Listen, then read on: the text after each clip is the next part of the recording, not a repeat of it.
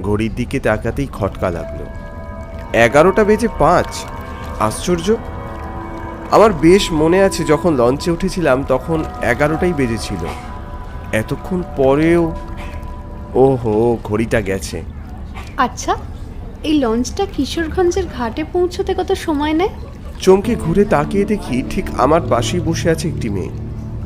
কখন বসেছে তা খেয়ালই করিনি। এক ঝলক তার দিকে তাকিয়ে দেখি পরনে জামা কাপড় একেবারে ভিজে সপসপে। বৃষ্টিতে ভিজেছে মনে হয়। কিশোরগঞ্জে কখন পৌঁছবে তা আমার জানা ছিল না, তাই বললাম, সে তো বলতে পারবো না, এই পথে প্রথম। কিন্তু আপনি যে একেবারে ভিজে গেছেন দেখছি। ও ঠিক আছে, আমার অভ্যেস আছে। না না, তা বললে হয় নাকি? দাঁড়ান, আমি দেখি কি ব্যবস্থা করতে পারি। আমার মনে পড়লো আমার ব্যাগে একটা টাওয়াল থাকে সব সময়।